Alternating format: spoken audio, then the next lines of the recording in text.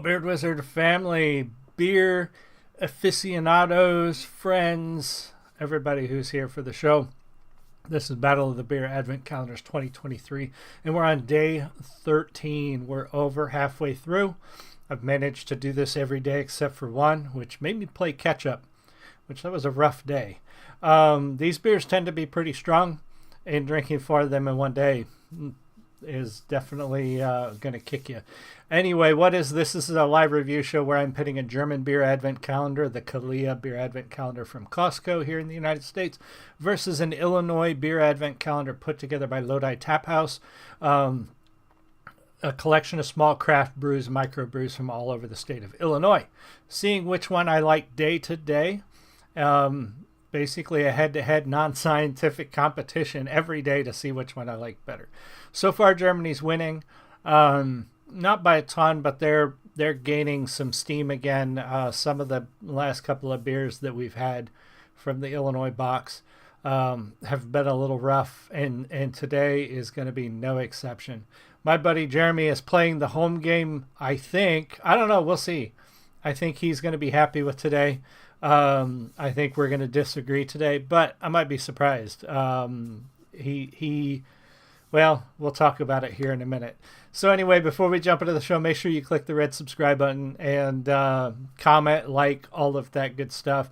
If you're in the live stream, say hi, ask questions. I love talking to you guys. And if you're watching the recording, let me know what you think. If you're playing the home game or if you've had these beers before, tell me what you think. And anyway, let's get right to it. So I like to make this show a little educational as well. So up first from Wildbrau Grafing, I think I'm saying that right, is their Grandeur Weissbier. A Weissbier is a traditional German wheat beer. It's pretty straightforward. It's going to be a little bit heavier, obviously, than your standard Pilsners or lagers. A little bit more wheat heavy, a little bit more flavorful usually. Wildbrau Grafing has been around for 400 years. They've been doing this. Our 18 employees have been, it says their 18 employees have been brewing beer with the bear for over 400 years. From our beloved homeland is according to the Bavarian purity laws of 1516. They have 11 types of beers, 2 seasonal beers. No problem for Brau Gregor and Master Brewery Johann or Johannes. Ideally, of course, when wrapping directly from the storage tank. So yeah, it's been around for a while. Family owned, it looks like. Yeah, family holds. The family is particularly important. It's not only shown by the look in our family tree, which is shaped by a long line of ancestors of successful brewing families. So yeah, that's Wildbrau Grafing. And then from Short Fuse Brewing Company, very cool can, we have the Hazy Tips, which is a hazy IPA with spruce tips and juniper berries. If you've been watching this show, or if you know me, you know I don't like IPAs at all. Period. There's a couple that I can tolerate when they come in a sample pack and I don't want to waste them. But for the most part, doesn't really go into what's in this one. Short Fuse Brewing is from Schiller Park, Illinois. And again, really cool can. There was some information located in the village of Schiller Park. Short Fuse Brewing is a production brewery and tap room with a full kitchen. You will be able to find us right next to the entertainment mecca of Rosemont. Oh, wow. Okay. Now, I've been to the Rosemont Convention Center for several conventions over the years. Only 5 minutes from O'Hare. I'd like to visit some of these breweries. I'm not sure I would go to Rosemont, Illinois for a brewery. Yeah, that's right in the middle of Chicago, and yeah, not really a fan. All right, so let's see. I'm not sure who went first yesterday. I think we went first with the U.S. yesterday. This is our Weissbier. It had a much better head when I poured it. It's been sitting a couple of minutes.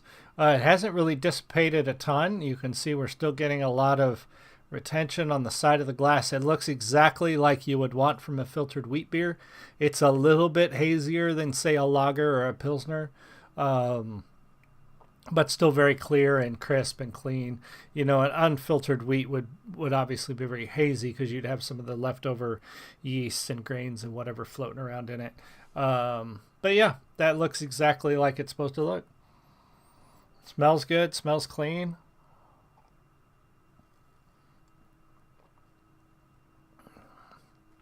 Oh, that's quite delicious. The German wheat beers have this mild sweetness to them that I always find very pleasant. A lot of American wheat beers tend to be a little more bitter. Sometimes they use more hops, it seems like. But German wheat beers, or this Weissbier, always just this touch of sweetness that makes them different than any other. Like, one of my favorites is Weihenstephan, which you can get almost anywhere here now. Fantastic wheat beer, and better than almost anything that's made here in the States. This is fantastic.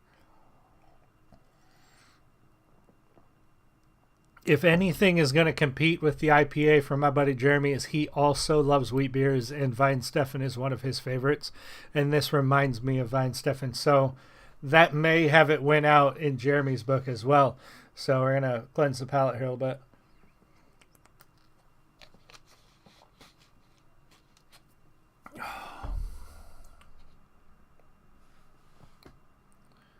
That is a hazy IPA. You can't even see light through it. It had a very thick head when I poured it, and it's still retaining some of that. It smells exactly like an IPA, kind of like sweaty gym socks and yeah. Oh, sucks. My buddy is laughing at me right now. I guarantee it. All right, here we go. This is our hazy IPA with spruce tips and juniper berries. Woo! You know what, guys? I have to say it again. Who in their right mind thought, what will make an IPA sound or taste better? Let's throw some pine needles in it. That'll spruce it up, right? I don't get it. I don't understand. But here we go. Cheers.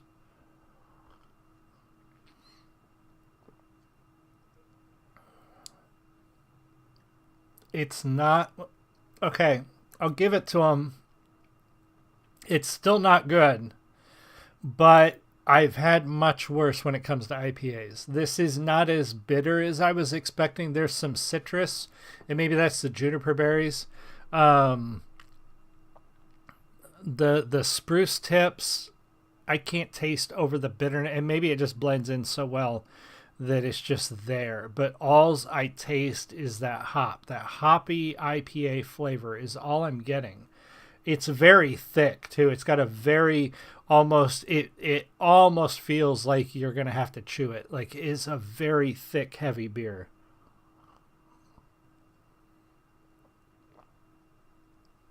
No, I'm sorry. For all you IPA lovers, drink what you love. I just don't get it. I don't understand the appeal. It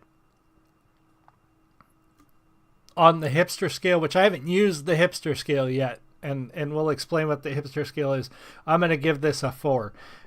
Some years ago, my wife and I came up with the hipster scale when I was trying an IPA or two, and it's basically how many hipsters does it taste like you just licked when you're drinking an IPA. And I'm going to give that, out of 5, I'm going to give that a 4. That's pretty awful. That's a pretty awful beer. It's no contest. This Weissbier is delicious. It's going to win out. I'm going to have to drink this IPA fast or do something. I just don't even know if I'm going to be able to finish it. Yeah, we're going to give it to the Weissbier. Germany takes today. Tell me what you think in the comments. I know my buddy Jeremy will tell me what he thinks. Cool can, guys, and I'd be interested to try other stuff from that brewery, but that IPA is just not good. Yeah, come back tomorrow for day 14. Also stick around for a little while. After a bit of a break, we will be doing Beard Wizard reviews, taking a look at the Warning, as it is Warning Wednesday. You guys have a great one. I'll see y'all again soon. Much love. Bye.